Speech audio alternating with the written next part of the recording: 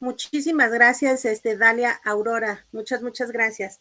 Pues muy buenas tardes a todos y a todas. Ahorita ya en un minuto iniciamos, por favor. Muchas gracias.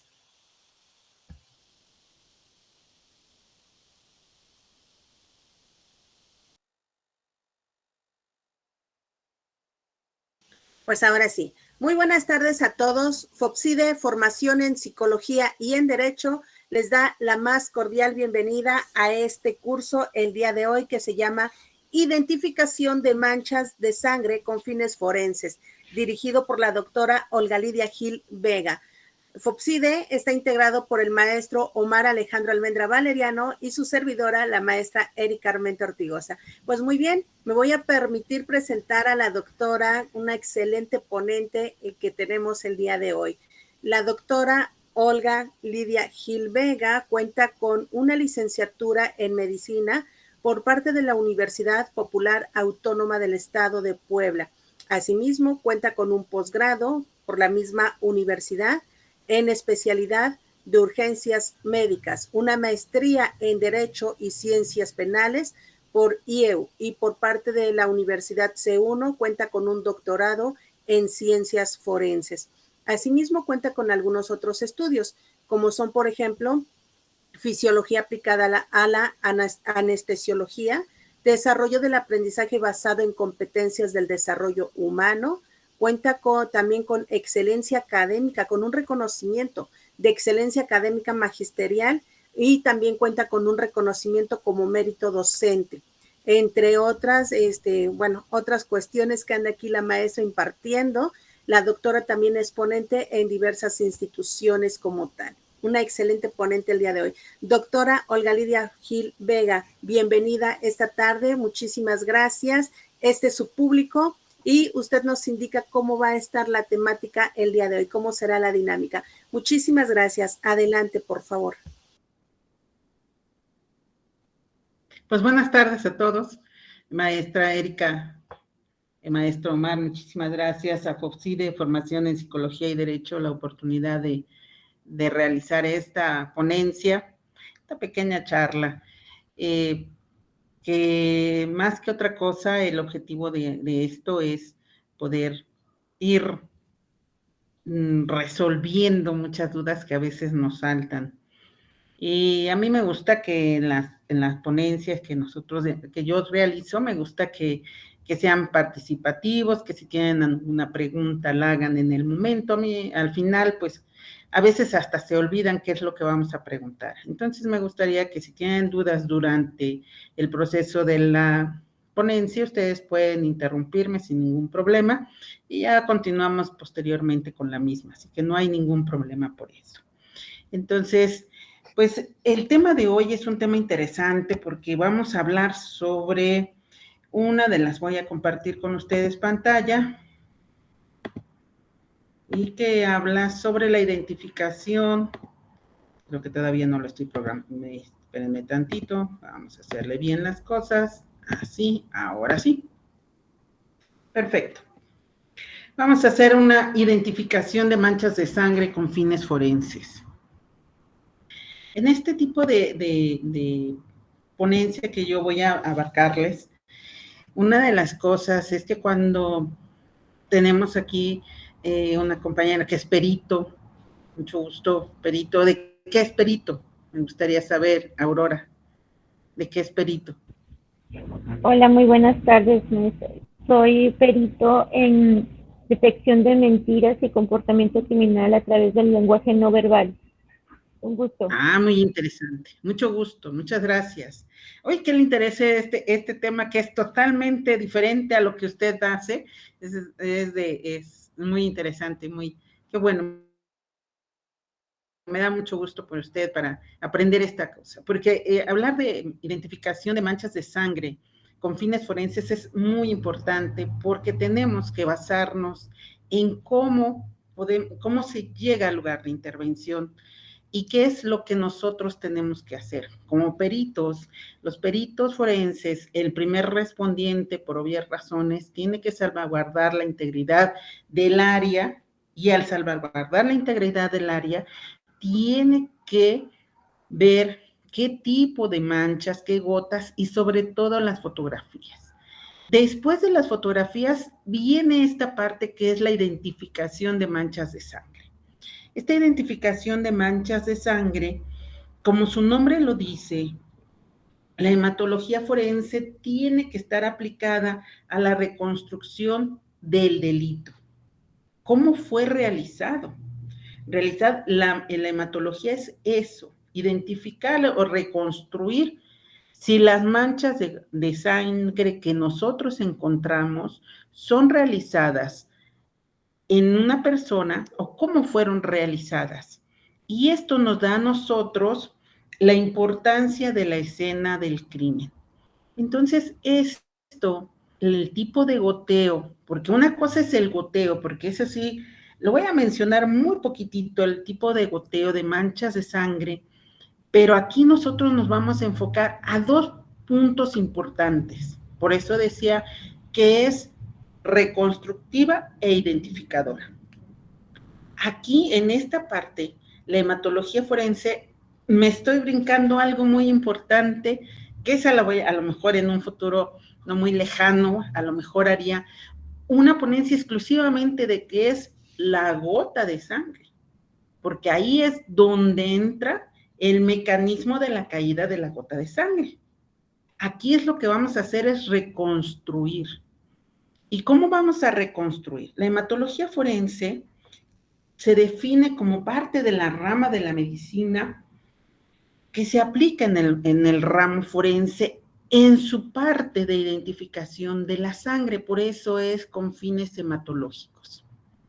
Hematología y en el punto de vista biológico, los componentes que tiene la sangre para identificarlo. Una de las cosas en la criminalística de campo, perdón, se me olvidó quitarles el sonido, ya, gracias, una disculpa.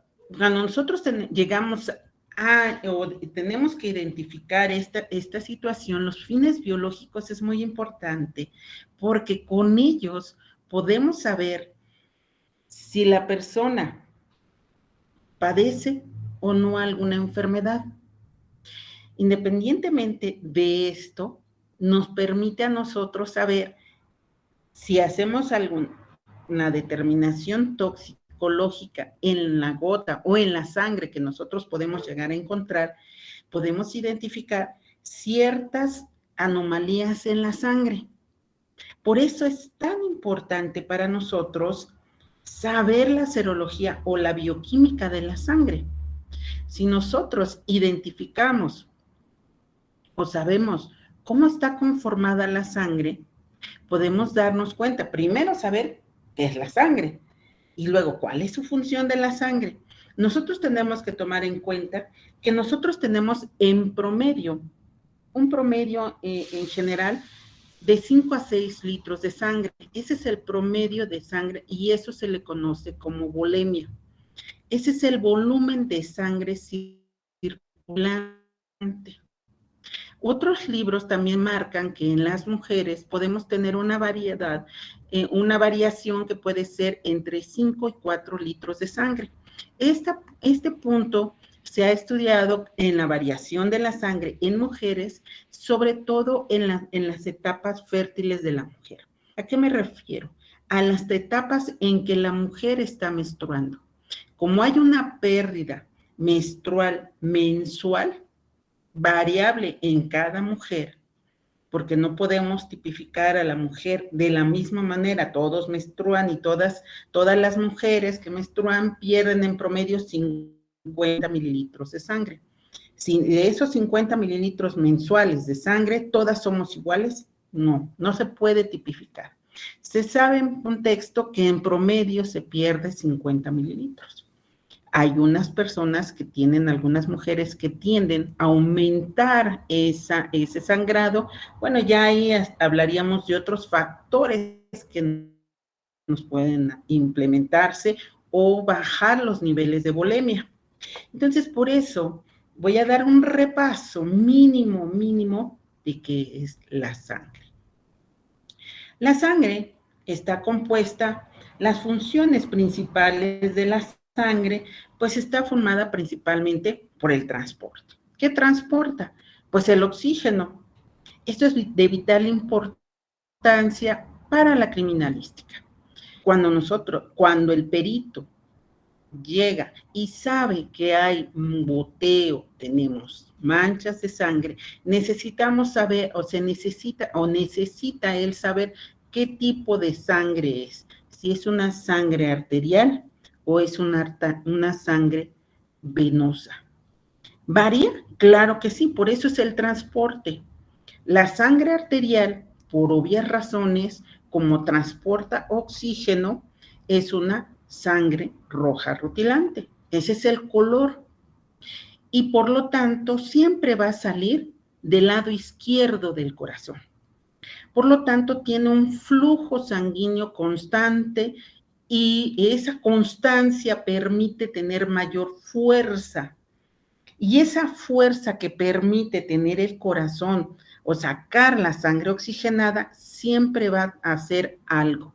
Esas arterias que lo contienen siempre van a tener un flujo constante que nos permite saber en el momento en que una arteria es cortada en algún trayecto por alguna circunstancia, nos permite decir que hay una impregnación con escurrimiento de la sangre por el tipo de color y por la forma en que se proyecta la sangre.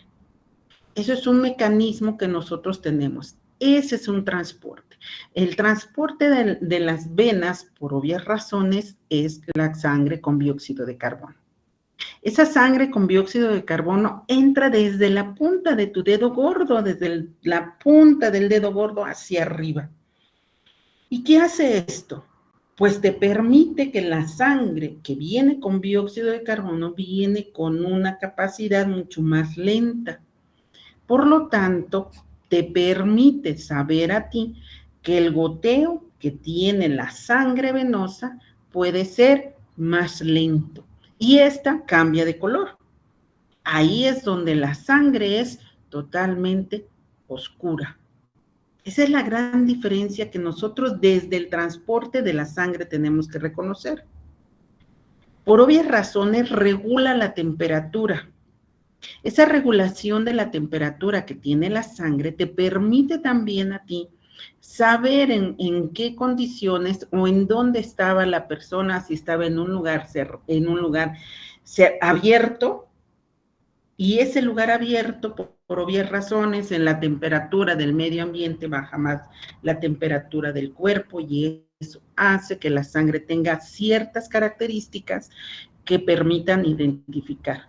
Por eso es importante siempre en el lugar de intervención saber dónde está realizado.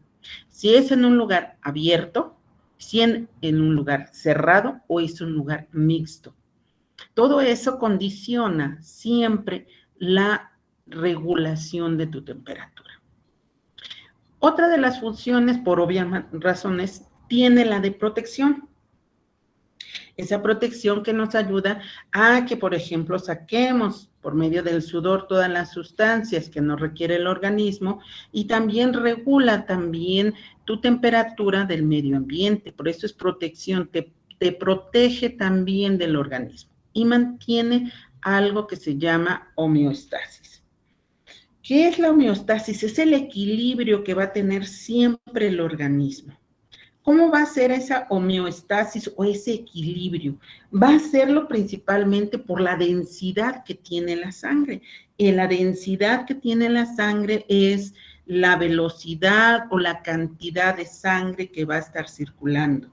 Esa densidad siempre la va a regular la homeostasis por algo que se llama pH. En la sangre nosotros tenemos como células, así hermosos que son cada uno de ustedes. Cada uno de ustedes son un conjunto de células.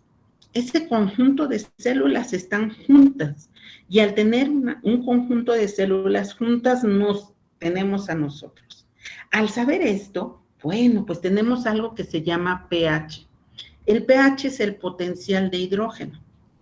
El potencial de hidrógeno nos permite a nosotros decir nosotros somos ligeramente alcalinos.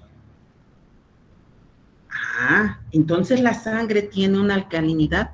Efectivamente, la sangre tiene una alcalinidad.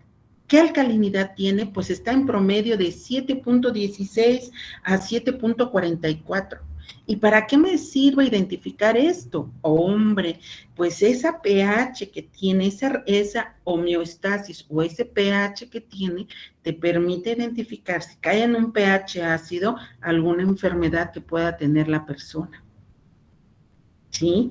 Sea víctima o victimario, si padece alguna enfermedad sanguínea, lo podemos identificar. Por eso la homeostasis es muy importante. Ese pH, ese siempre va a tener una viscosidad. ¿Qué es la viscosidad? El color que tiene. Ese color que tiene siempre lo vamos a tener de acuerdo a algo que se llama hematocrito. El hematocrito nos permite saber toda la cantidad de eritrocitos que nosotros podemos tener, que son millones de eritrocitos. Por lo tanto, hablando ahora sí, sabemos cuántos o cuáles son los diferentes tipos o composiciones de la sangre. Ya vimos que podemos identificar enfermedades por el pH. Ahora vamos a ver, tenemos glóbulos rojos, glóbulos blancos, plaquetas y plasma. Esos son los componentes o la composición de la sangre. Todos tenemos estos componentes. A menos que alguien naciera con algún problema, pero ya naces con ese problema. Entonces tú tienes un problema en algún componente de tu sangre. Puedo identificar en los glóbulos rojos, ¿puedo saber qué tiene la persona? ¿Podemos identificarlo? Podemos hacer un estudio. En los glóbulos rojos, una parte importante es que son anucleados. ¿Qué quiere decir? Que no contienen un núcleo específico. Por lo tanto, de ahí nosotros sacamos el transporte de todos los gases. Eso es lo que se encarga de los glóbulos rojos. Transportar sangre oxigenada por el lado izquierdo, como les había comentado hace un ratito, y llega la sangre rica con dióxido de carbono del lado derecho del corazón. Si ustedes me dicen, ¿hay deformidades o hay anormalidades en donde se encuentra un corazón del lado derecho? Sí. Podemos encontrarlo, es rarísimo, yo me imagino que debe de ser uno entre cada 100,000 habitantes niños nacidos vivos. Es muy raro encontrar un exocardias, que significa que el corazón esté del lado derecho y todos los órganos estén al revés. No nada más es el corazón, todos los órganos están al revés. Entonces sería una normalidad que nosotros pudiéramos encontrar un paciente o una persona con esas características. ¿Sí? Esto es muy importante porque los glóbulos rojos, ¿qué me dan a determinar? Si yo determino y veo que la coloración es demasiado clara de la sangre misma, puedo pensar que esa persona tiene anemia. Ahí nosotros tenemos que valorar los gramos de hemoglobina. Esos son estudios específicos. ¿Cuántos gramos de hemoglobina? Son de 16 a 18 gramos de hemoglobina, lo normal. ¿Qué es la hemoglobina? Bueno, la hemoglobina está dividida en dos partes. La parte hemo. La parte hemo es la que transporta el oxígeno. Y la globina es la parte importante de las proteínas. De ahí sale el nombre de hemoglobina. Por lo tanto, sabemos desde ese punto de vista que la sangre, al momento de que una persona tenga una mala alimentación, tenga un hacinamiento o haya tenido alguna situación, bajen sus niveles de hemoglobina y podamos determinarlo. Les decía, en los niveles de hemoglobina de un hombre es de 16 a 18 y una mujer, como había mencionado hace un ratito, bajan los niveles de hemoglobina y por lo tanto podemos tener entre 14 a 16 gramos de hemoglobina. Eso es lo normal. Entonces, la vida media de un eritrocito, de un glóbulo rojo, pues es aproximadamente 120 días. De esos 120 días se van eliminando siempre por medio de la orina. ¿Ok? Entonces, aquí es cuando nosotros sabemos ese funcionamiento de los glóbulos rojos. ¿Para qué sirven tus glóbulos blancos? Y vean la parte importante. Los glóbulos blancos son y serán siempre la defensa de mi organismo. Estos glóbulos blancos trabajan los 365 días del año, las 24 horas del día. Nos defienden de todas las enfermedades que pueden estar en contacto o que entran por medio de mi circulación o mi respiración. Entonces, debemos de tomar en cuenta esto, porque cuando los glóbulos blancos están bajos o tienen alguna infección, nosotros al hacer estudios de la biometría hemática, que es el estudio de la sangre, puedo determinar, por eso se los puse, los neutrófilos, una defensa antibacteriana. ¿Qué son las bacterias? Son todos aquellos componentes que nos van a dar una infección, ¿sí? Por medio de una bacteria que requiere las condiciones de un organismo vivo para poder subsistir y multiplicarse. Tenemos los basófilos, ¿sí? Estos basófilos se van a teñir y van a estar presentes en procesos inflamatorios. ¿Qué quiere decir? Que cuando hay una presencia de eosinófilos, de basófilos en el organismo, estamos hablando que está inflamado. ¿Por qué? Por golpes, porque, por ejemplo, estuvo mucho tiempo encerrado, golpeado, y ahí lo tuvieron, y se toma la muestra de sangre y se saca la biometría hemática y se determina cómo estaban los glóbulos blancos. Claro, tenemos que tomar en cuenta una de las razones importantes. De aquí estoy hablando de personas vivas, porque si yo saco en personas muertas, no sacaría yo los glóbulos rojos, no sacaría yo los glóbulos blancos. Sacaría yo nada más el estudio de los glóbulos rojos. Pero sí me determinaría en determinado momento si la persona, por ejemplo, tiene sangre en la orina, pudiera yo sacar estudios ahí que me ayuden a determinarlos. Los eosinófilos, ¿sí? Estos son para determinar parásitos. Y es muy importante porque los parásitos no en todos los lugares encuentran las mismas características o los mismos tipos de parásitos. ¿Por qué? Porque los parásitos viven siempre dependiendo de la persona. Comen de lo que come la persona y por lo tanto un parásito vive. Al momento de que a ese parásito le quitamos lo que le estamos dando de comer, ese parásito muere. Por eso es muy importante saber el eosinófilo. Y, obviamente, reacciones alérgicas que pudieran generarse. Los glóbulos blancos siempre van a tener esa capacidad de dar a nuestro organismo la reacción ante un alergeno. ¿Qué otro componente tenemos? Pues son las plaquetas. Las plaquetas, como su nombre, si vagamente les suena como plaquetas, placas. Efectivamente, son placas que se forman de coágulos porque se forman cuando nosotros tenemos una hemorragia. Cuando nosotros formamos o tenemos una hemorragia, formamos una plaqueta, y nosotros lo hemos visto, si alguno de ustedes se ha caído, se ha raspado, yo creo que todos nos hemos raspado en algún momento de nuestra vida, tenemos las plaquetas y esas plaquetas se forman. Y al formar esas plaquetas nos permiten a nosotros tener un proceso normal de cicatrización. Cuando una persona no sangra, sangra y no forma plaquetas o no coagula adecuadamente, esta persona tiene alguna enfermedad. Entonces, esto es el punto medular que nosotros tenemos que saber. ¿Qué otra parte? El plasma. El plasma sanguíneo es uno de los componentes básicos que debe de estar en medio de estos tres componentes. ¿Por qué? Porque el plasma siempre va a estar circulando para ir trayendo todos los componentes de las células sanguíneas. Este no tiene nunca componentes sanguíneos, él los lleva.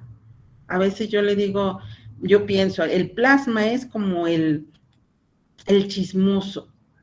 El chismoso que va y viene con toda la información, él lleva toda la información de los glóbulos rojos, glóbulos blancos, plaquetas, los lleva para donde se necesita en el organismo, ¿sí? Esto es lo que hace, mandar y decir, bueno, aquí en forma de fibrinógeno, te caíste, voy corriendo y te llevo para que se forme en coágulo.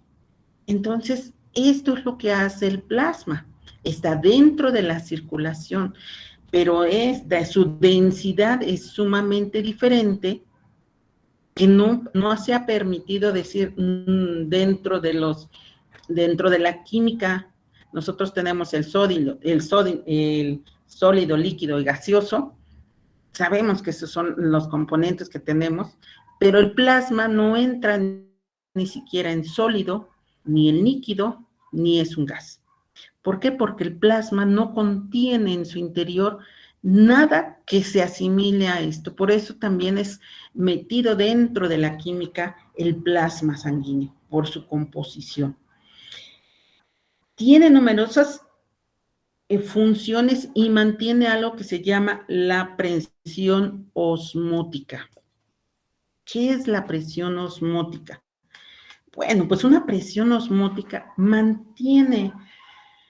Si nosotros, así como les decía que es el chismoso que va y viene con toda la información, este chismoso también dice, oye, aquí falta algo. Y dice, aquí falta agua, y manda traer el agua, o manda traer los glóbulos rojos, o manda traer las plaquetas. Este es el que mantiene la ósmosis, que es el paso de un soluto de mayor concentración a uno de menor concentración. ¿Para qué? Para mantener la presión normal de mi cuerpo entre el medio externo y mi cuerpo, y tener algo que se le llama la salud en mi cuerpo. Esto es lo que hace el plasma sanguíneo. Habiendo entendido ahora sí esto, nos da como resultado a nosotros poder saber que toda la sangre que nosotros tenemos en nuestro organismo nos da la oportunidad de determinar qué es lo que sucede en un lugar de intervención. Ahora sí, ya conocimos a grosso modo la explicación de cómo es la sangre. Ya ustedes la conocen. ¿Alguna duda que tengan hasta el momento de la sangre? ¿Todo está entendido? Perfecto. Ninguna, gracias. Gracias. Gracias, muy amable, Anaí. Bien, entonces ahora sí viene lo importante. ¿Cuál es la utilidad de la sangre? Primero, te permite reconstruir la dinámica del acontecimiento de un hecho violento. Vamos a reconstruirlo. ¿Qué es reconstruir? Imaginarlos, así como los criminalistas tienen las reglas, todas las preguntas de oro.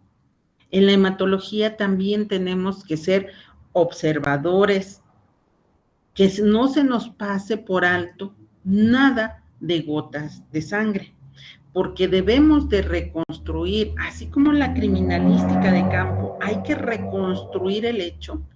En hematología se debe de reconstruir para saber la proyección de la sangre o saber cómo cayó, porque si esta gota de sangre que cayó, ¿en dónde cayó?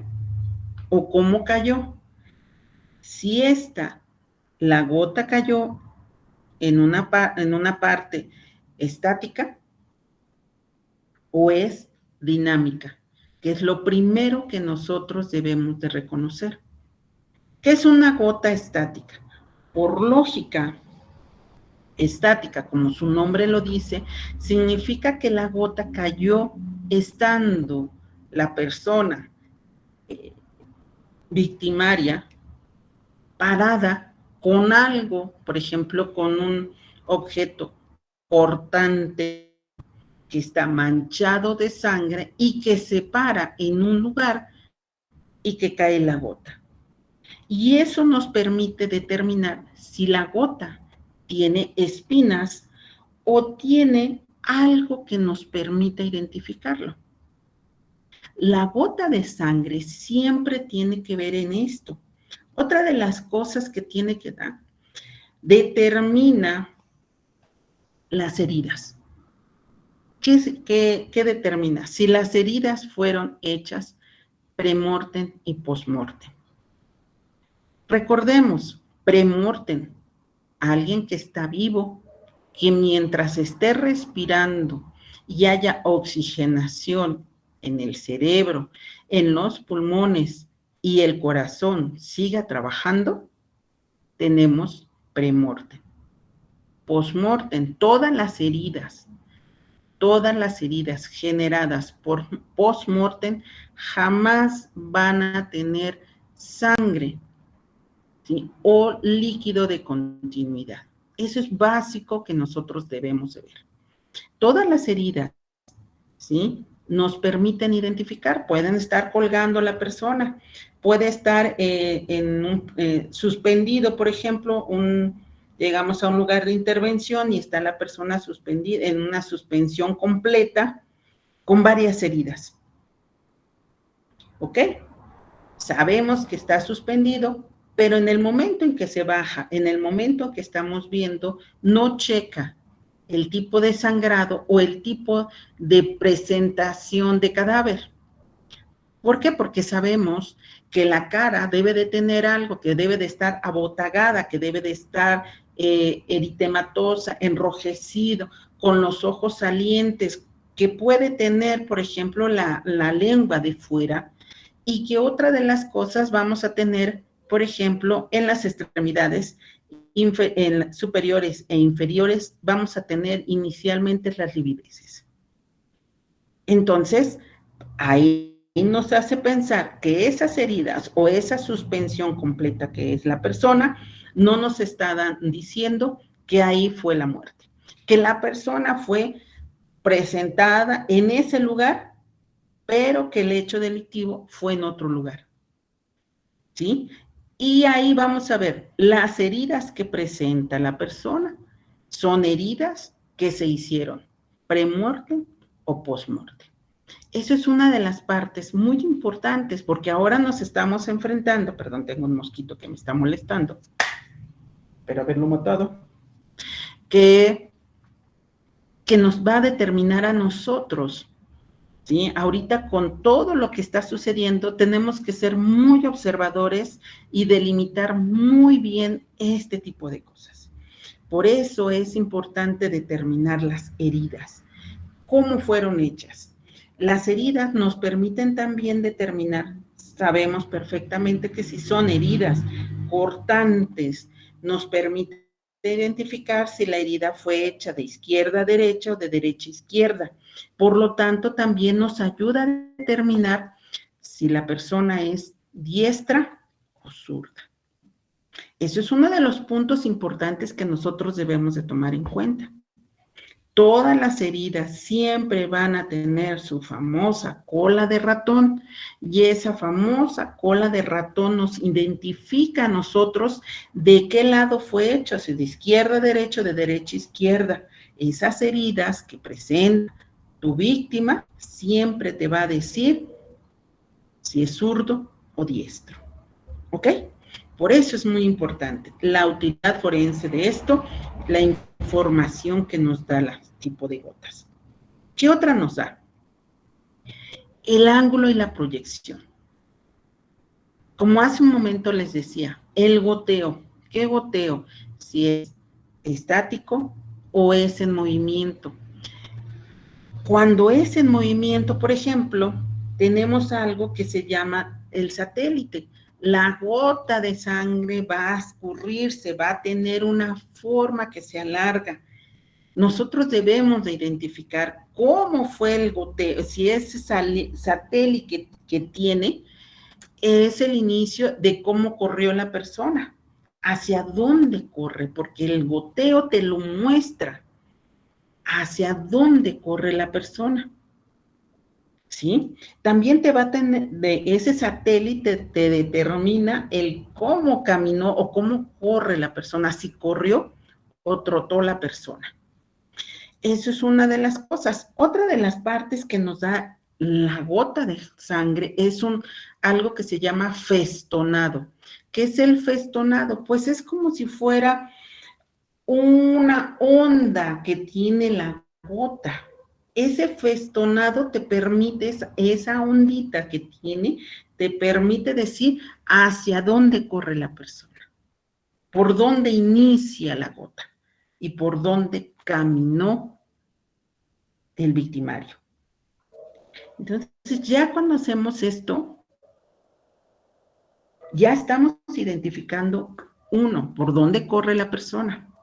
Ahora, nos faltan las proyecciones. Eso es un apartado muy diferente porque la proyección puede ser proyección por sangre o puede ser por una arteria. Hay que diferenciarla. También nos permite en identificar el tipo de goteo, la altura de la persona. La altura y el grado de inclinación que nosotros tenemos, la gota presenta. ¿Por qué? Porque no es lo mismo que la gota caiga recta y va a ser una gota nítida y completa a que esa gota se haya, válgame la expresión, se haya movido la persona y por lo tanto esa gota se haya alargado y nos presente un festonado totalmente diferente. Ojo, aquí en el goteo, es muy importante también determinar la superficie que nosotros estamos hablando. ¿En qué superficie? Si es una superficie lisa o es una superficie que está rugosa o que estamos hablando que está en un lugar abierto y por lo tanto, ¿en dónde cayeron las gotas? Cayeron en el suelo, donde hay tierra, cayeron encima del pasto o cayeron encima de hojas secas, que eso nos permitiría conservar la gota. Ojo, es muy importante que en lugares abiertos siempre se tenga que determinar algo, la temperatura. La temperatura juega un papel importante en la coagulación de la sangre y en la forma que tenga la persona. Una de las cosas, si la persona tiene, por ejemplo, la temperatura, ahorita estábamos a 27 grados centígrados, hace un ratito nos llovió un ratito, gracias por llover. Entonces, pero, ¿qué hace? Que esa lluvia en un lugar abierto se borra todas las estructuras de la sangre que nosotros pudiéramos tener. Se barren, se eliminan. Pero, afortunadamente, tenemos medios para poder decir si hubo sangre aquí nada más. ¿Ok? ¿Qué otra cosa determinamos? Ubicación de los involucrados. Como les decía yo hace un rato, ¿cómo vamos a saber si efectivamente los hechos fueron sucediendo en ese lugar o la persona fue llevada a ese lugar nada más para dejarla?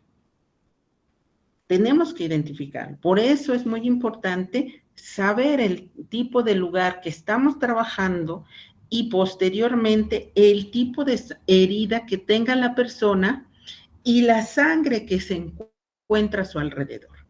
Porque si la sangre no corresponde a la persona que estamos teniendo, yo hace un momento les decía, tenemos una volemia de un hombre promedio de 6 litros, tenemos alrededor de un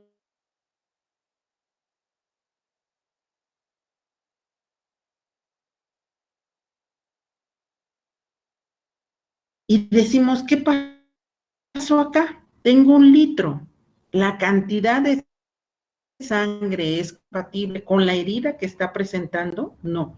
Por lo tanto, necesitamos ver si el cuerpo fue o cambiado de posición. El arrastre es algo muy importante que nosotros tenemos que tener en el cuerpo. Si hay huellas de arrastre. Hay otras cosas que también nos pueden cambiar, que es la impregnación. La impregnación significa que, por ejemplo, está el cadáver en una alfombra y por lo tanto la alfombra nos va a absorber, nos va a dejar la mancha que está ahí, pero va a absorber la sangre. Y por lo tanto podemos pensar que pudiera eso modificarnos, pensar que tenga o no la cantidad de sangre que perdió, si de verdad esa cantidad de sangre lo llevó a la muerte. Entonces es muy importante esto. También tenemos que determinar la procedencia de la sangre. ¿Cuál es la procedencia de la sangre? ¿Sí? Si la procedencia de la sangre es derivada de si es humana o es animal. Eso es de vital importancia. ¿Por qué? Porque si tenemos un cuerpo, un cadáver acá, y aparte tenemos un animal ahí, la sangre se pueda revolver y en ese momento identificar cuál es la sangre animal y cuál es, bueno, eso se tiene que llevar al laboratorio. Más adelante lo comento. Pero sí se tiene que tomar muestras de la sangre para identificar cuál es la sangre del animal y cuál es la sangre del cadáver que nosotros tenemos.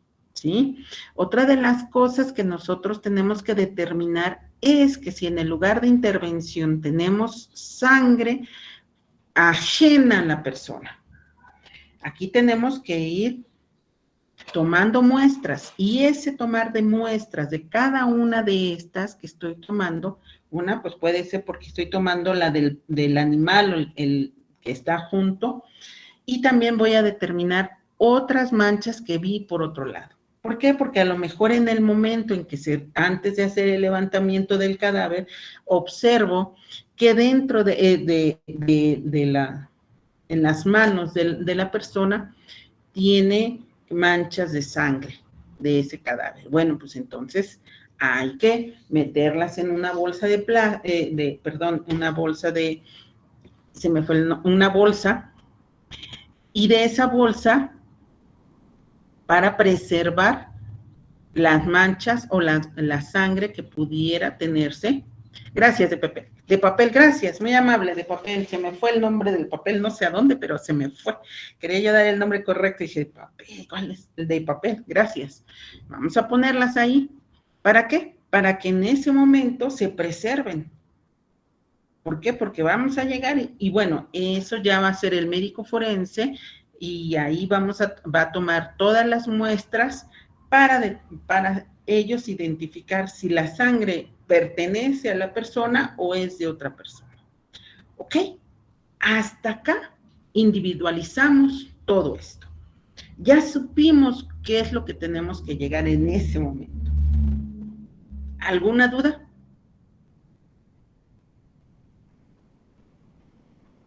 Si alguien tuviera alguna duda, puede activar su micrófono y hacer uso de la voz, o bien nos puede escribir en el chat, por favor. Exactamente, gracias, Bernardo Papel. Bueno, entonces, todo bien, ¿qué gracias. hacemos? Muchas gracias. De aquí tenemos que identificar los tipos de mancha que nosotros podemos tener. ¿Cuáles son los tipos de manchas? Son las manchas líquidas, obviamente sangre fresca, o manchas secas. Pues obviamente la sangre líquida o sangre fresca, pues por obvias razones se tiene que tener, la fresca va a tener las características normales de la sangre. ¿Cómo las tomo? Bueno, pues con un hisopo las levanto y me las llevo. Pero acá tenemos otra, las manchas secas, obviamente se corta el pedazo, se lleva, Eso es algo que se tiene. Va a depender del medio que nosotros encontremos en la mancha. ¿Ok? Ahí es donde nosotros vamos a depender. Siempre vamos a depender del espacio o lugar, si es un lugar cerrado, abierto o mixto. De esto tenemos mancha latente, que es una mancha latente, que son imperceptibles al ojo humano. Mande usted. Alguien me iba a hacer una pregunta por ahí.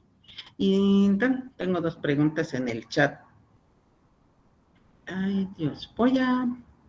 ¿Me podría hacer mejor si sirve su micrófono? ¿Sí las leo, doctora? Ah, gracias, maestra, Okay. Gracias. Pregunto, bueno,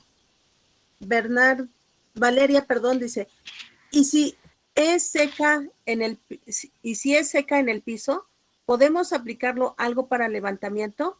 Y comenta otro participante, RMB22, yo sabía que las manchas de sangre secas eran con el hisopo. Se pueden hacer, va a depender de qué estamos hablando. Mira, si por ejemplo hace un ratito te decía que yo tengo sangre en la alfombra. Entonces, si yo tengo sangre en la alfombra, puedes cortar el pedazo. Porque va a depender del espacio. Va a depender si es en un lugar donde la mancha de sangre con una jeringa, puedes hacerla. Si es fresca, exacto, si es fresca tu sangre, va a depender, mira, va a depender de muchos factores. El primero, tienes que comprobar que sea sangre humana. Segundo, si tú va a depender si tienes una mancha de una gota de sangre dependiendo de la cantidad de gota de sangre. No es lo mismo que tengas un lago hemático a que solamente tengas una gota. Si esa gota, al momento de ser absorbida en una jeringa y en la jeringa se queda en las paredes se precipita la hemoglobina por la temperatura. Aquí sí juega un papel importante del levantamiento de la temperatura. Si la temperatura es más alta, los eritrocitos, haces lisis de eritrocitos por el mismo plástico. Por eso el hisopo, cuando tenemos nosotros un hisopo, nosotros tocamos con el hisopo, levantamos y lo metemos a un tubo y lo sellamos y lo llevamos. Si es seca, le puedo colocar tantita solución fisiológica, levanto y meto. Por eso va a depender del lugar. Ahora sí te doy la razón, si es un lago hemático, pues un lago hemático y está totalmente líquido, pues sí, pues llego, aspiro, tengo la suficiente cantidad y la llevo. Pero en determinado momento, sí hay en un rastreo hemático donde se encuentran 50 gotas, dependiendo de las 50 gotas. Si tú tienes 50 gotas de sangre, tú vas a tomar la principal, tú vas a tomar una. ¿Cuál es? Primero la tienes, obviamente debe de llegar el fotógrafo forense. Esa es una. Él va a tomar sus placas para que sepas cómo estaban las gotas. Y tú vas a tomar una muestra. No vas a llegar a tomar las 50. Sí, porque imagínate la proyección y tenemos en esa proyección una cantidad de sangre, pues no. Se toma de una muestra y de esa es la que se etiqueta. ¿Ok? De ahí nosotros tomamos esto. Después tenemos coágulos de sangre. Los coágulos de sangre son muy importantes. ¿Por qué?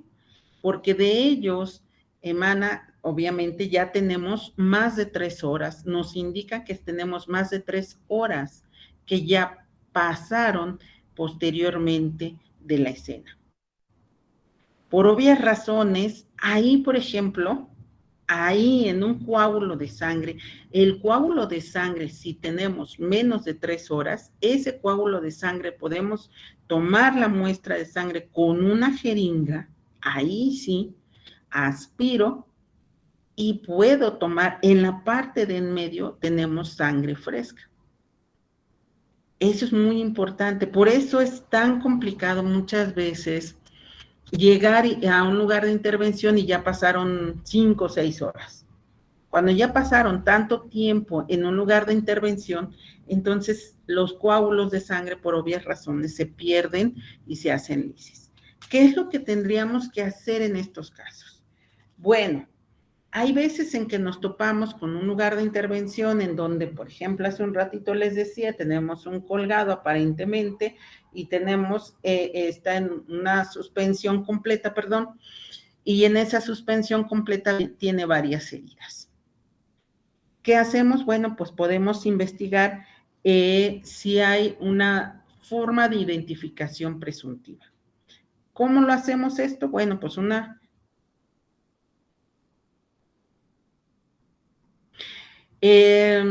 hay que saberlo hacer, hay que tenerlo el hisopo con una solución fisiológica y tocar la gota de sangre en medio para poderla levantar y esta se absorbe si es sangre seca. Si es sangre fresca, pues obviamente el hisopo toca y levantas y preservas. ¿Sí? Va a depender mucho de la experiencia, por eso es muy importante que en el lugar de intervención, cuando se llegue y se tenga una cantidad, como en un caso que hubo en donde hay varios muertos, donde tenemos una gran cantidad de lagos hemáticos, se sabe y se debe de tomar una cantidad en un espacio en donde no alteres también tu escena. Debemos de tomar en cuenta que todas las escenas o los lugares de intervención, lo que menos debemos de, o lo que debemos de evitar siempre es la contaminación de la misma área. ¿Por qué? Porque muchas veces, no, a ver, pero en el tubo de ensayo no debes de colocar el agua. Lo que tú vas a humedecer, si tú tienes sangre seca, lo que tú vas a humedecer es el hisopo. Y cuando ya humedeces el hisopo, entonces tocas la mancha de sangre. Al tocarla, esta se va a humedecer y por lo tanto se va a pegar y se va a absorber en el hisopo. Y ya entonces tu tubo de ensayo debe de estar seco. Colocas el hisopo, lo sellas, obviamente lo rotulas y te lo traes. ¿Ok? Eso es lo que tienes que hacer. Por eso te decía yo, hay los dos, si es sangre seca o sangre fresca. Si es sangre fresca o líquida, tú nada más llegas con el hisopo y absorbe, porque es algodón, entonces absorbe. Ok, bueno, sí, es que no sabría decirte, pero esa es la forma. Echarle agua salina al hisopo, eso es lo que se para que sea, solamente es en el hisopo, ¿sí? Tengo una pregunta, ¿cómo funciona el agua salina en la sangre? La solución salina es que Sí. conserva lo que nosotros necesitamos conservar en la sangre del victimario, lo que necesitamos conservar son los eritrocitos, ¿ok? Esa es la parte de la hemoglobina que a nosotros nos interesa. Entonces, eso es lo que tomamos. Tomamos esa parte y esa es la que llevamos para investigar, porque hasta el último viene una parte importante. Nosotros necesitamos investigarle en la sangre un componente importante que es el ADN. El ADN, que es lo que a nosotros nos interesa identificar. Hay muchas técnicas que más adelante voy a explicarlas, pero nosotros por eso tomamos, porque tomamos los eritrocitos. y se conservan los eritrocitos porque la solución salina es un pH igual al pH que conserva la sangre. Por eso es solución salina. Tiene un pH alcalino. Y como yo por eso les decía, el pH que tiene la sangre tiene un pH de 7.38 a 7.44. Y va a depender, entonces les decía, va a depender si hay alguna enfermedad que modifique el pH, entonces te ayuda. Por ejemplo, las personas que sufren insuficiencia renal manejan un pH muy ácido. Entonces ahí te das cuenta que la persona tiene alguna enfermedad. Entonces, esa es una de las cosas que nosotros teníamos. Perito, ¿algo me había preguntado, Aurora? No, doctora, simplemente que señalé que la técnica que usted pautó para la recolección de la sangre era la correcta. Ah, muchas gracias.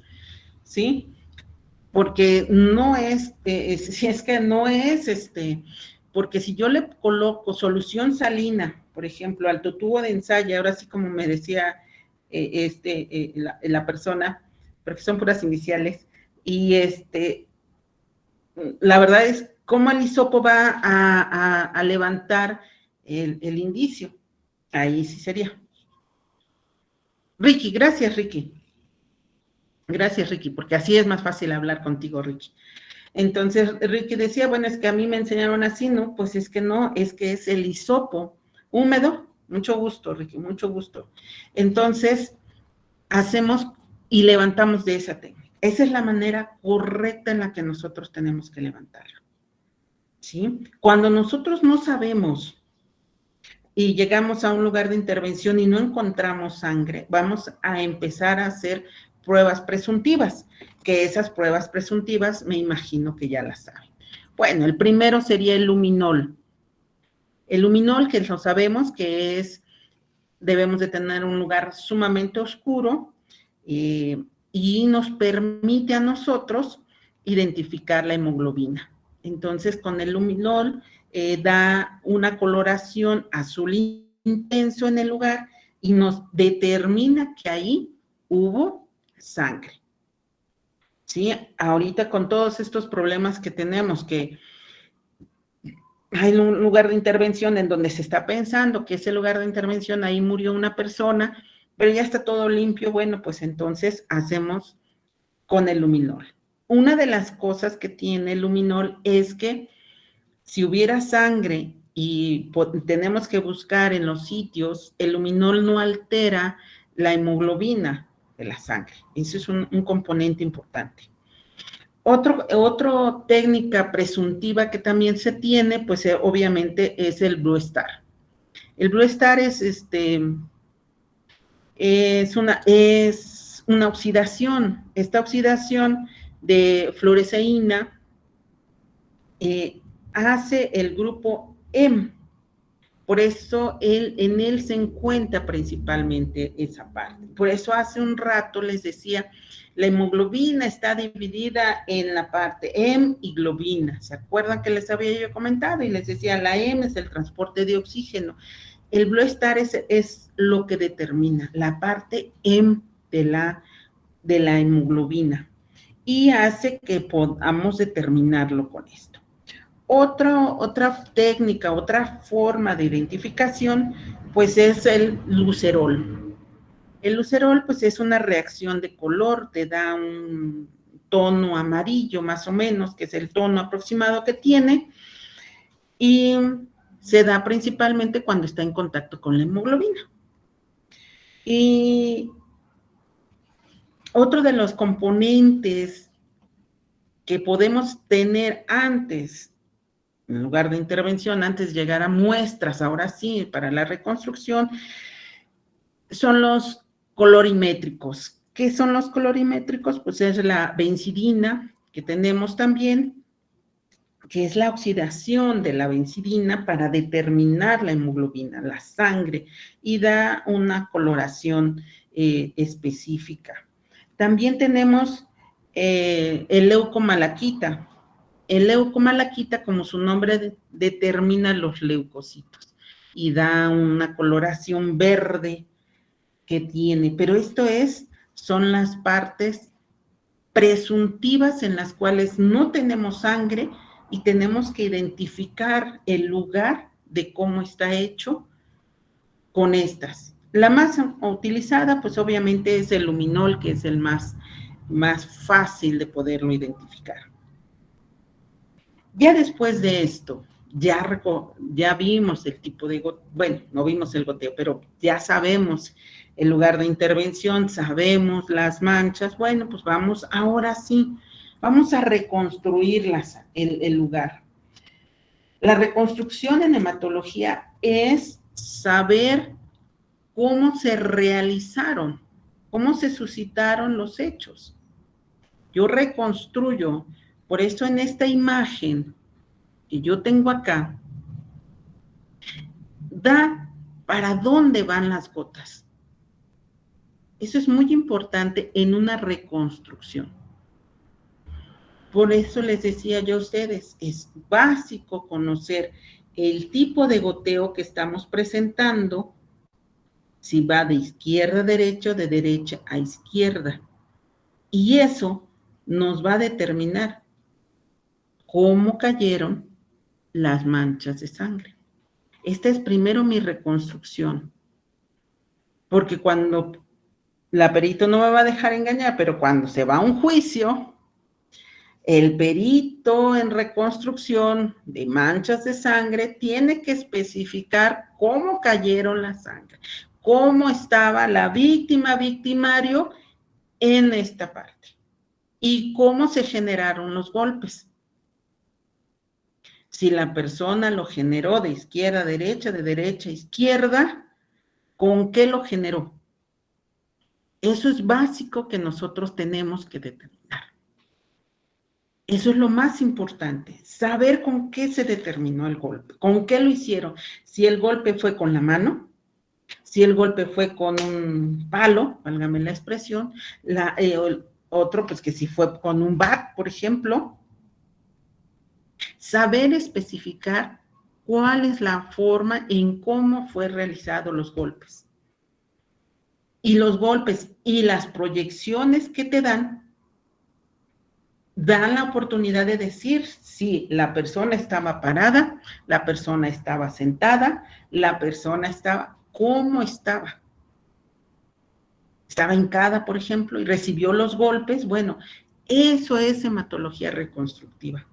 Se tiene que saber cómo reconstruirla, cómo vas a reconstruir tu escena para determinar la intensidad y la cantidad. Por eso es tan importante, ojo, jóvenes, también, importante saber qué enfermedades pueda tener. Si tenemos sangre y tenemos muchísima sangre y estudiamos y esa sangre, por ejemplo, nunca coaguló. Y dices, ¿pero por qué no coagula? Esa sangre no coagula porque probablemente haya tomado un medicamento, un antiagregante plaquetario, por ejemplo, una aspirina simplemente, e impide la formación de coágulos en el tiempo promedio. ¿Cuánto se tarda en formar un coágulo? De 10 a 14 segundos. Ese es el tiempo promedio que se tarda en formarse un coágulo. Ojo, no quiere decir, porque es una de las, a veces, pues entonces, pues si tengo una herida de 5 centímetros, me voy a apretar ahí y voy a quedar 1, 2, 3, 4, 5, 6, 7, 8, 9, 10, ya. Y vuelvo a sacar. No, es el tiempo que se tarda un coagulito. O sea, por lo tanto, si tienes una herida de 5 centímetros, pues obviamente te tienes que tardar un poquito más, como 1 minuto, 1 minuto y medio, apretando el sitio para que se forme un coágulo. ¿Ok? Pero si la persona padece alguna enfermedad que impide la coagulación de la sangre, por obvias razones, esta persona va a tener también alteraciones en la formación, por ejemplo, de hematomas. Y esto también te lleva a diferentes formas. Por eso es muy importante aquí para los chicos de de alguna carrera, de las carreras de criminalística, que es muy importante conocer los tiempos de evolución de un hematoma, por ejemplo, la evolución de una lesión, para que sepan que es de 3 a 5 días, de 5 días a 7, de 7 a 11 días, que va a depender del tipo de escoriación, eritema, hematoma, que lo generó. ¿Ok?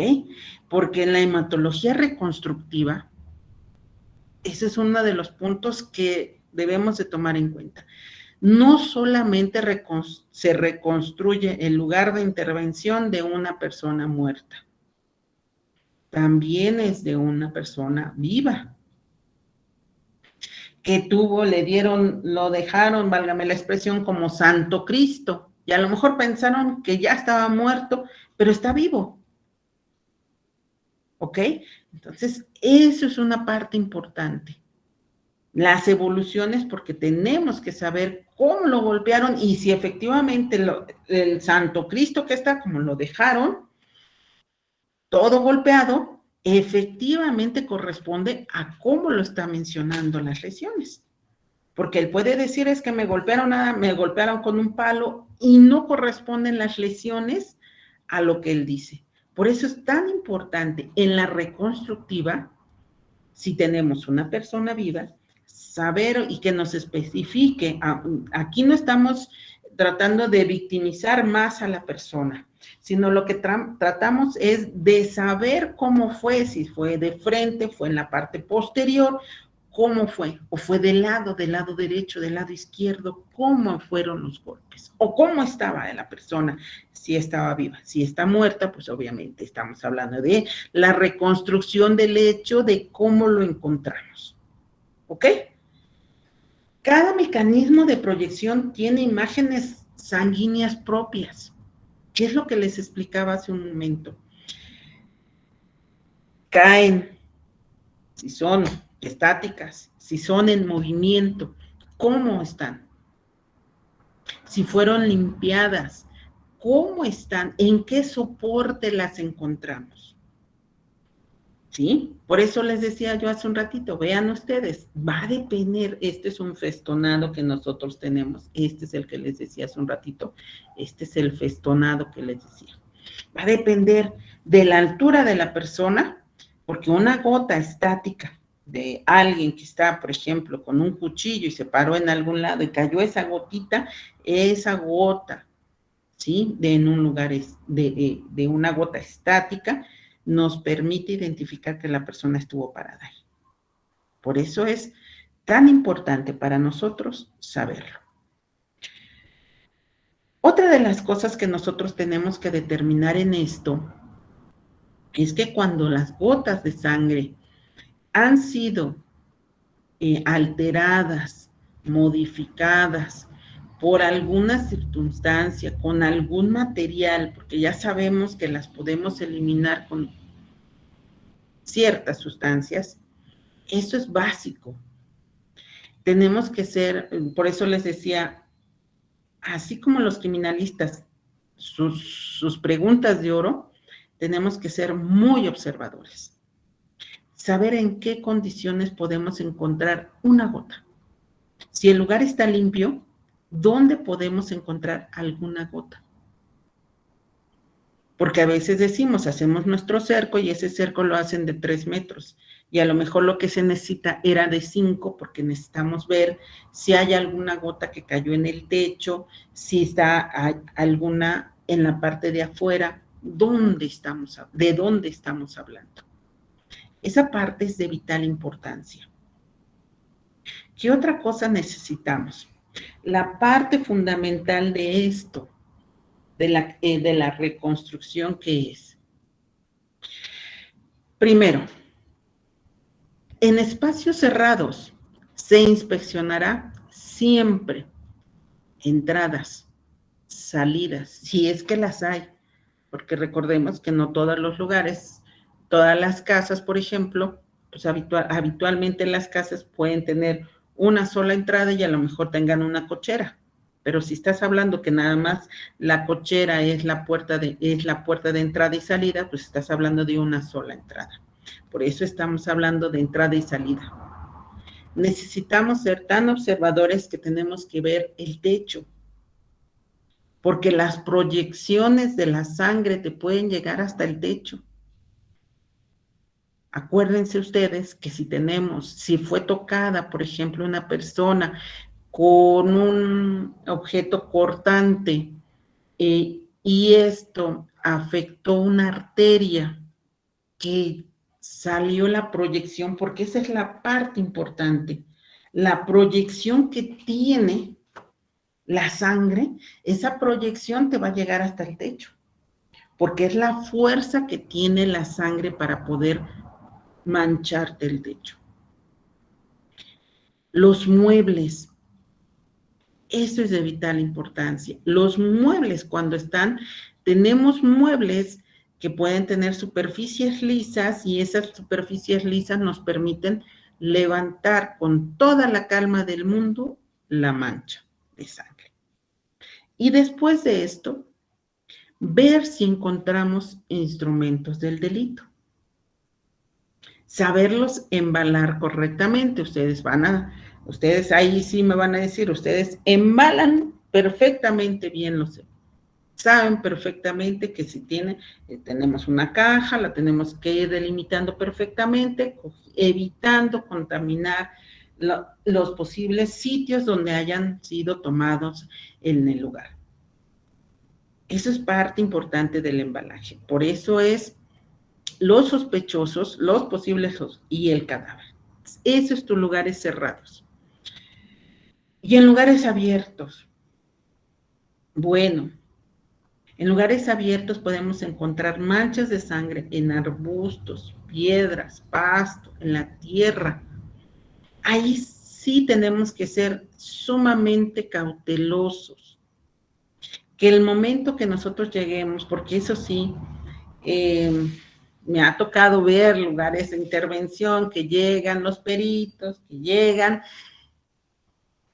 y pues como si nada, válgame la expresión, llegan y está el cerco y pues se meten al cerco y están platicando acá y dices, bueno, la contaminación que tenemos en los lugares abiertos son muy comunes y en los lugares cerrados. Eso es algo que no tanto los peritos, sino las personas que tienen que levantar, hacer todo esto, que es el primer respondiente, y ese primer respondiente no lleva a cabo las cosas como deben de ser.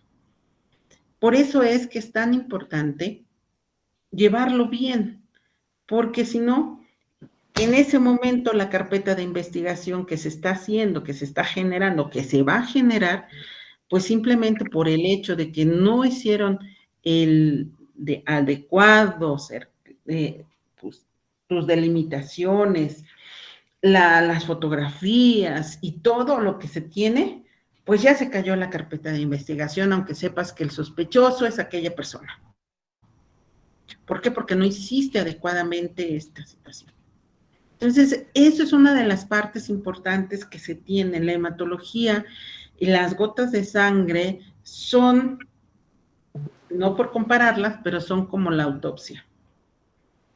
Son únicas, ¿sí? Pero hay que realizarlo una sola vez. Si lo realizamos 2 veces, ya no se puede hacer. ¿Por qué? Porque esa gota de sangre ya no la vamos a utilizar. Utilizamos solamente una gota. Y esa gota es la que nosotros vamos a investigar. Por eso es tan importante que sepamos qué es lo que vamos a trabajar acá.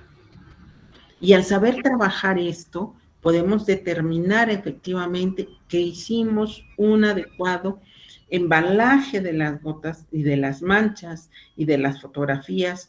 ¿Por qué? Porque sabemos también que nosotros lo que vamos a ver, si somos los peritos y a nosotros nos contratan y los peritos nos dicen, a ver, aquí está tu carpeta de investigación, ve tu caso.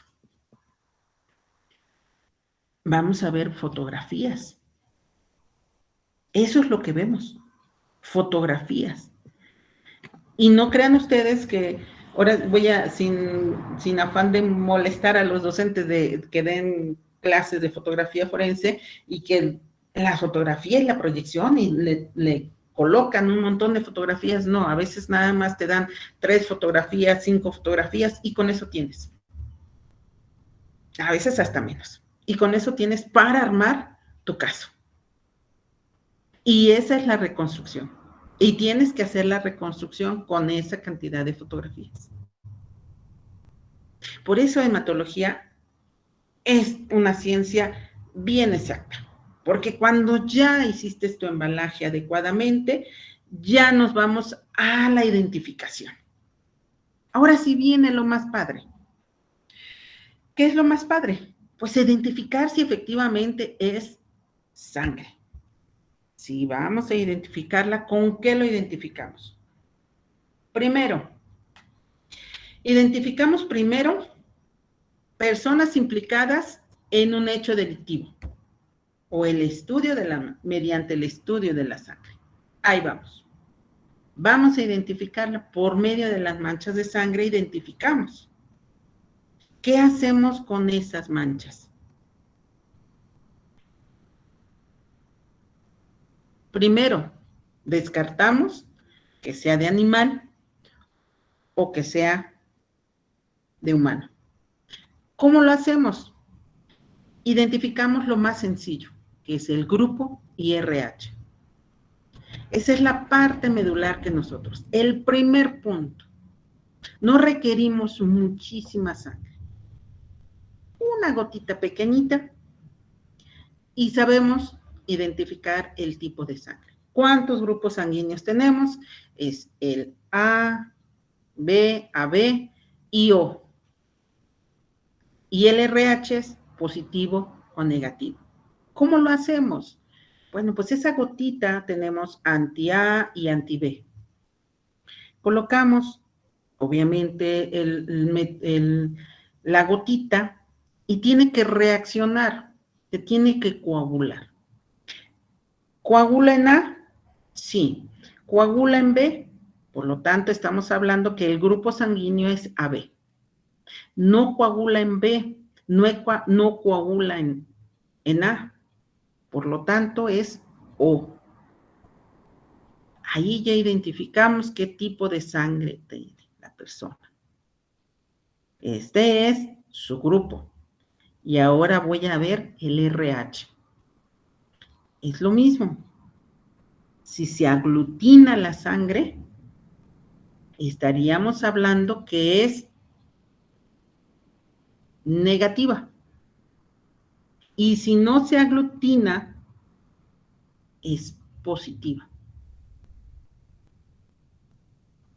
Con esto identificamos ya tu grupo sanguíneo.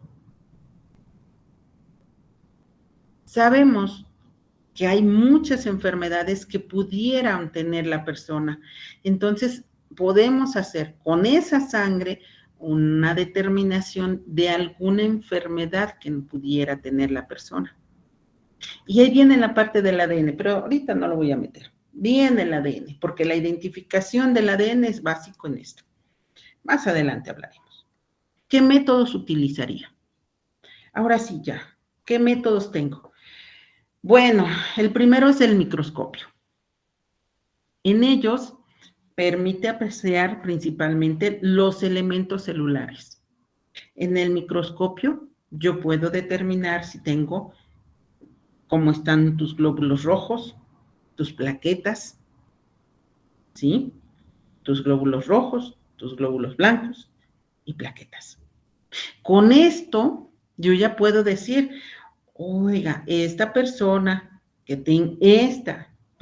sin verla padece una enfermedad. Y yo ya le coloco qué enfermedad tiene esta persona. Porque determino esto. Y aquí les veo. Una de las cosas, si ustedes decían, bueno, ¿cómo identifico? Si hace un ratito decía, si tenemos sangre animal, ¿cómo la identifico de un humano? Bueno, pues aquí está. Si se trata de sangre de un mamífero, se observan los glóbulos rojos sin un núcleo. Esa es la forma que yo los voy a identificar. Obviamente deben de ser mamíferos. Esa es la única forma.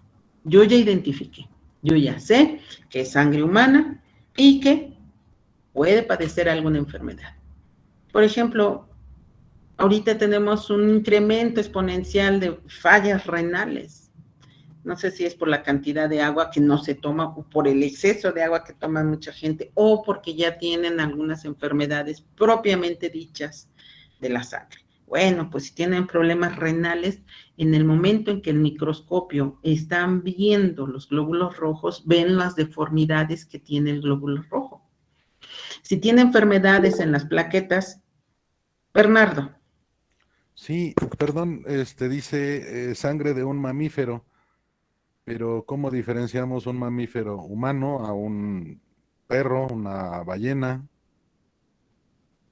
Claro, estamos hablando que tengan sangre, válgame la expresión, sangre caliente, porque si no, los mamíferos, por eso, si es sangre fría, estamos hablando de un animal, de mar, completamente.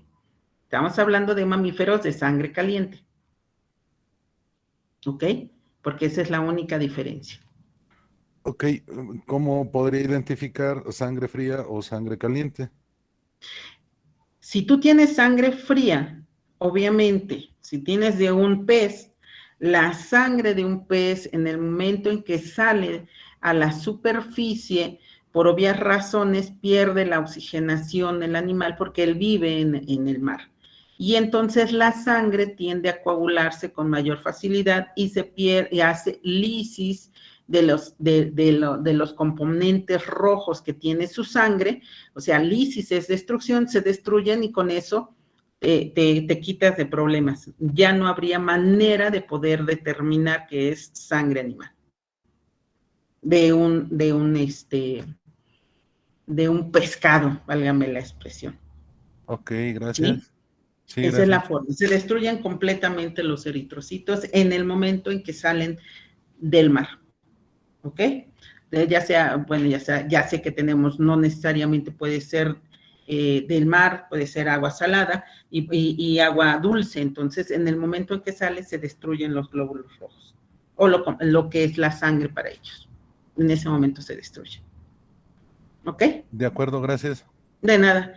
Y otra cosa, no vas a encontrar nunca en este tipo, ahora sí que ya me metiste en ese concepto, no vas a encontrar nunca una parte importante de los glóbulos rojos, no vas a encontrar el ADN, nunca lo vas a encontrar, porque hay destrucción, entonces no va a haber ADN ahí. Perfecto, muchas gracias. De nada. Entonces, eso es en el microscopio. ¿Qué otra cosa podemos encontrar? Bueno, el ensayo de Teichmann.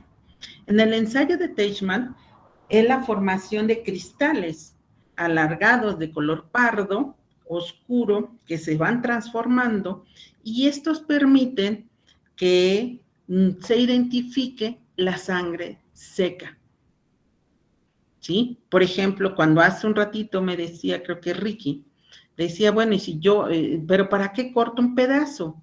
Porque yo encontré un pedazo de sangre seca y a lo mejor en una alfombra y yo lo corto. Y al cortarlo, pues yo lo traslado, ese pedacito. No se necesita un pedazo muy grande, de menos de 5 centímetros, y yo lo traslado. En esa parte seca, esa es la que yo estoy hablando. Entonces, hago la determinación por esta parte. ¿Ok? Entonces, por eso es la hematina, que es el componente de la sangre que nos va a determinar a nosotros la forma correcta de identificación. ¿Qué otro es? Tenemos otro que es el ensayo de Takayama.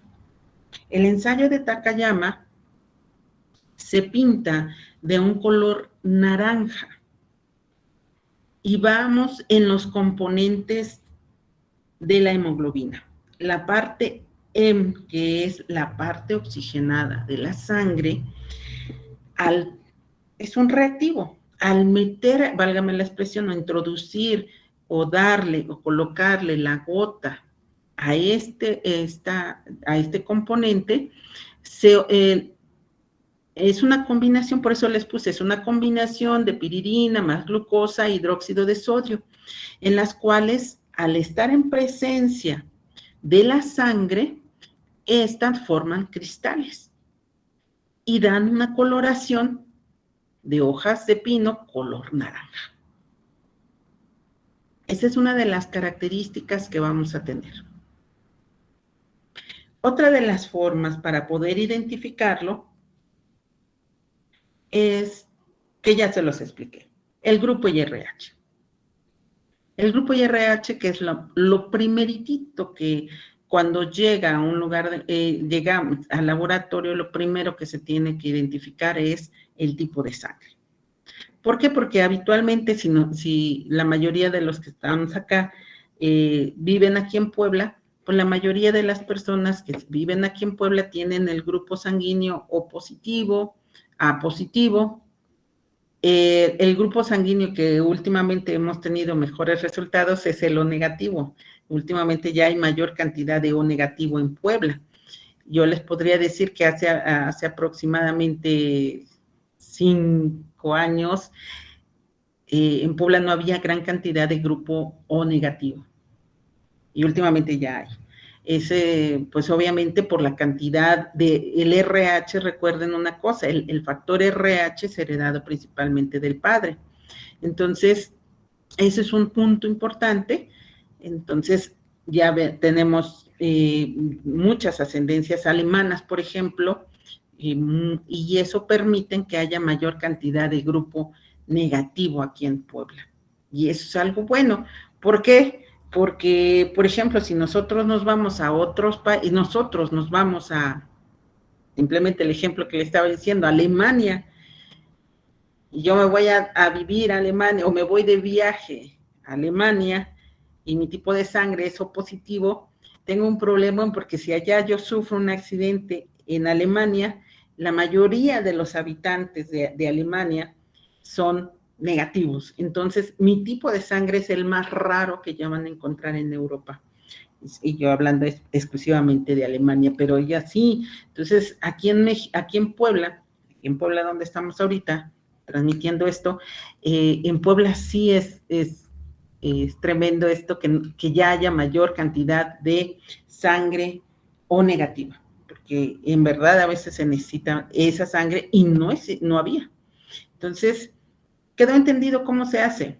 Se aglutina la sangre y con eso sabemos qué tipo de sangre es. Si es A, si es B, si es la combinación de AB o es O positivo.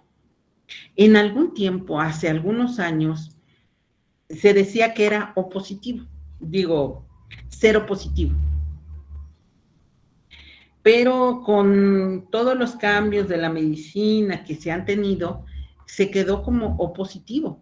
Pero en realidad era cero positivo. ¿Por qué? Porque no aglutina ni en A ni en B. Por eso era cero positivo.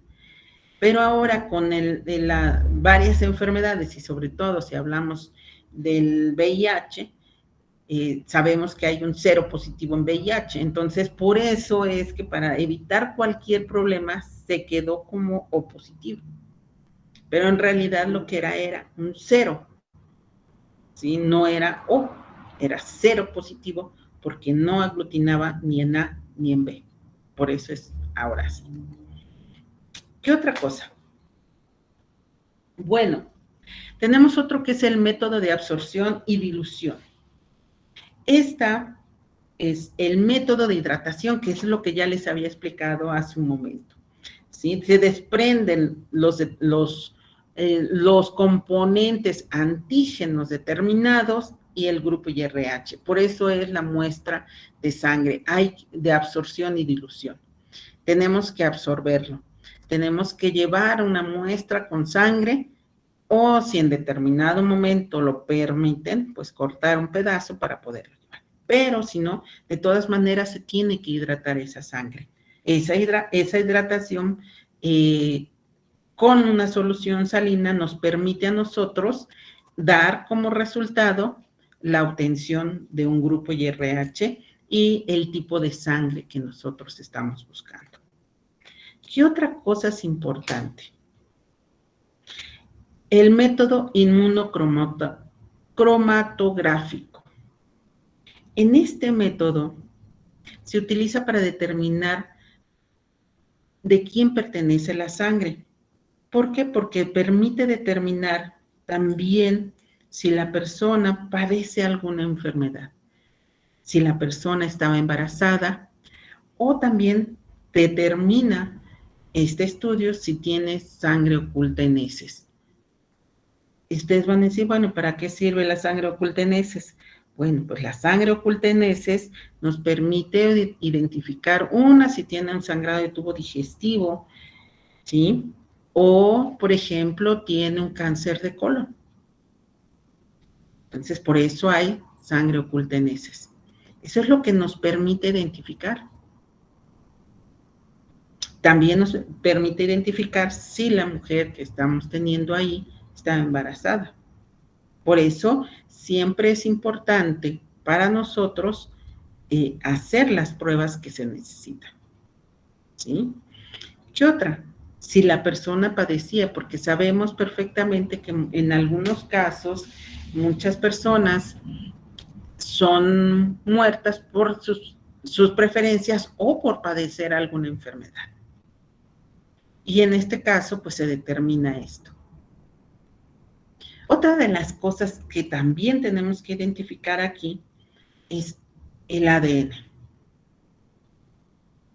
El ADN que sabemos que es único e irrepetible. Bueno, solamente es repetible en los gemelos homocigotos. ¿Qué quiere decir? Que vienen de una misma bolsa y por lo tanto son igualitos en sus características físicas, que tienen el mismo color de ojos, que tienen el mismo color de cabello. Esos gemelos homocigotos, o pueden ser trillizos o cuatrillizos, que son rarísimos los trillizos y cuatrillizos que vengan y que sean enteramente iguales, los 3 o los 4. Es el único que el ADN es único e irrepetible. ¿Cómo se hace esto? Bueno, pues la determinación del ADN, pues tenemos diferentes tipos de forma de identificación del ADN. El ADN celular, que es el clásico que nosotros tenemos, que es el que identificamos, el que, por ejemplo, yo dudo que sea yo, válgame la expresión, el padre de este niño, voy a hacerle un estudio para saber que efectivamente sea mi hijo. Y no vaya a ser como la canción, después de varios saben que nada más el sorullo, el único tuyo, es el más chico, ¿no? Allá la canción así, y todos los demás eran blanquitos, ¿no? Aquí era así. Ese es el ADN celular. El ADN celular es eso, nos identifica en esa forma. ¿Qué otro tenemos? El mitocondrial. El mitocondrial es exclusivamente heredado de la madre, ¿sí? Es exclusivamente de la madre. Si ustedes vagamente recordarán o si han estudiado los casos de Ayotzinapa, en donde encontraron varias bolsas, en donde cerca de un río, de un tiradero, donde había un río, y en ese río encontraron esas bolsas, y en esas bolsas había una cantidad de ceniza, y que al momento de revisarla, encontraron unas cosas. ¿Qué cositas encontraron? Encontraron una rótula y un pedacito de un maxilar inferior, ¿ok? Eso es lo que se encontró en esa. Y los llevaron a estudiar. Bueno, aquí en Puebla, en México ya se hace el mitocondrial. En ese entonces, cuando los desaparecidos de Ayotzinapa, se tuvo que llevar la muestra a otro país y se llevaron las muestras también de las mamás.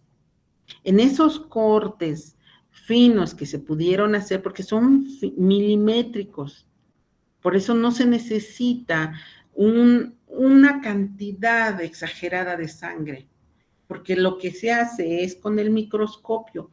Entonces se hacían cortes milimétricos a la patela o rótula hasta encontrar una cantidad pequeñísima de sangre.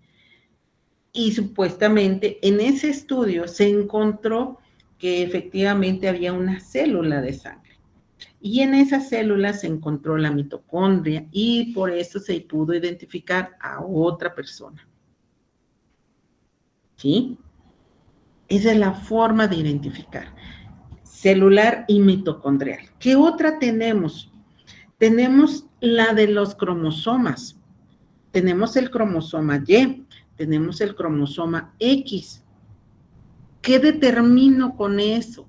Determino alguna enfermedad hereditaria, autosómica, dominante, recesiva que padezca o padecía la persona. Y con eso yo puedo identificar o saber qué es lo que tenía, qué es la herencia que tenía la persona. Por eso es cromosoma Y o cromosoma X. ¿Sí? Y el último, que es el autosomal, que es otra forma de identificación. ¿Qué identifico ahí? Pues los alelos. ¿Qué son los alelos? Bueno, pues cada uno de los cromosomas, hagan de cuenta, todos tenemos el XY y esos tienen el brazo corto y el brazo largo del cromosoma X y del cromosoma Y. De esos tienen unos alelitos. Unos alelitos son unas pequeñas formas y de ahí se estudia el autosomal. Y de eso determino, por eso es que puedo yo determinar ahora si la persona puede tener el cabello rizado, si la persona puede tener los ojos color azules, que sabemos ahora, y si hacemos un estudio, sabemos que los ojos, la coloración de los ojos azules tienen un porcentaje mínimo a nivel mundial, que sabemos que el alrededor del 5% de la población mundial tiene color azul. Y que, por ejemplo, tiene color verde.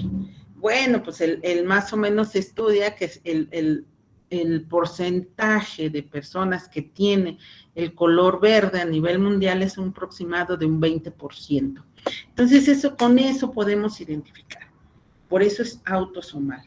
¿Qué característica puede tener? Si el cabello puede tenerlo lacio completamente o tenga alguna enfermedad, por ejemplo, que tenga vitiligo, que es la ausencia de la melanina en la piel. Entonces, por eso el ADN es tan importante en la investigación.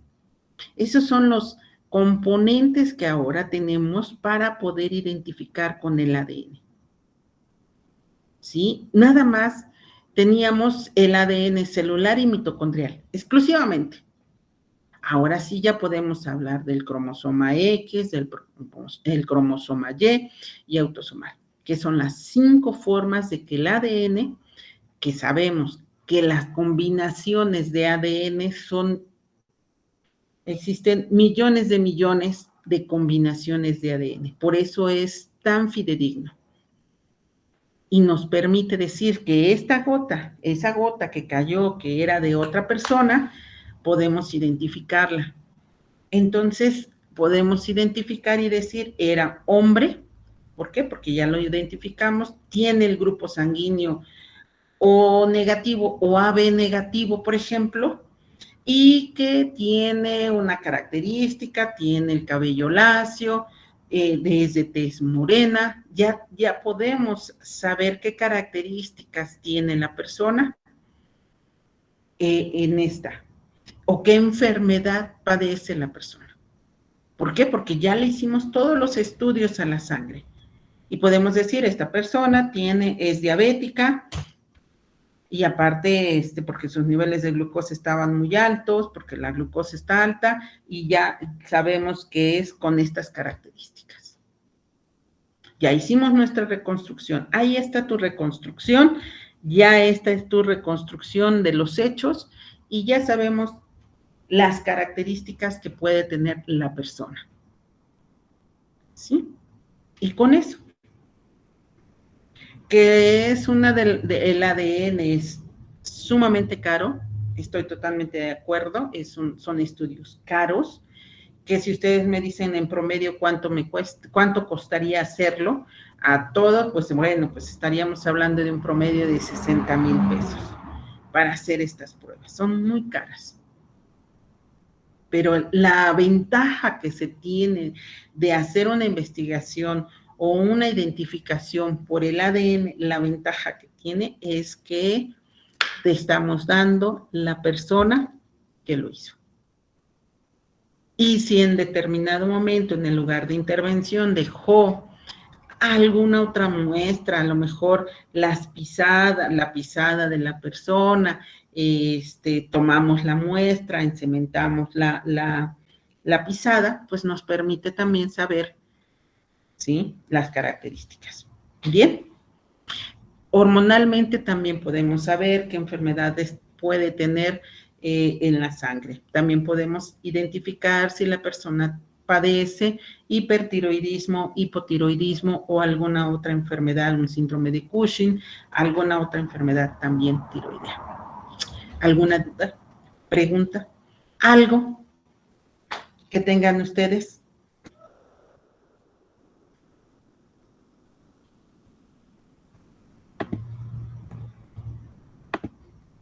Porque así. Bernardo, mande usted. Bueno, la información pues es mucha en poco tiempo. Y yo preguntaba en el grupo de WhatsApp si hay alguna alternativa, si esto puede ampliarse, si hay algún diplomado. Bueno, entre más información tengamos, es mejor, es mi punto de vista. Eso hay que decirle a la maestra Erika y al maestro Omar, cuándo realizarían un diplomado de estas características. Es muy interesante hablar de estas formas de identificación, porque la criminalística va de la mano con el derecho, y felicidades a los abogados que hayan, hoy es su día, a los abogados, felicidades. Pero sí, efectivamente se necesita tener los conocimientos básicos para poder tener la identificación como debe de ser.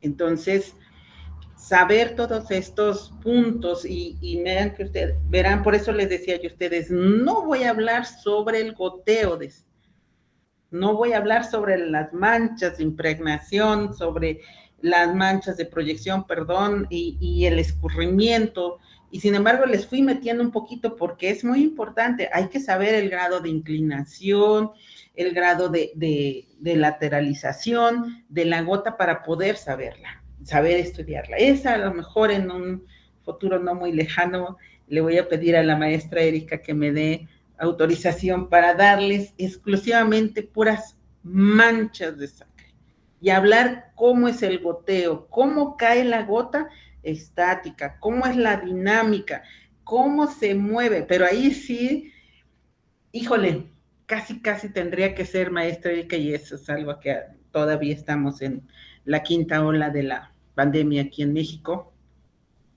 Híjole, presencial sería padrísimo para poderles enseñar cómo se hace esto, cómo se ve, cómo se estudia y cómo se proyecta, porque las proyecciones son totalmente diferentes en una arteria, a una vena, y a muchas veces a los estudiantes cuando se les explica, es que esta es una de proyección, pero es que la proyección puede ser, es una arteria, no, es la vena, porque no rompimos nada. Pero ¿por qué se proyecta por qué se hace la proyección? Porque es la vena, tú tienes que ver el color de la vena, de la sangre para identificar, que esa es la parte que muchas veces se nos complica el estudio de esto, pero si no es presencial, lo haremos dinámico acá en las manchas de sangre. Un día de esto, vamos a hacer la maestra Erika. Yo encantado, cuente conmigo. Gracias, maestra. Muchas gracias.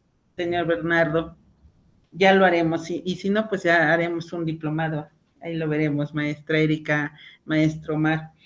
Ellos son los que, al final de cuentas, tienen la voz cantante aquí.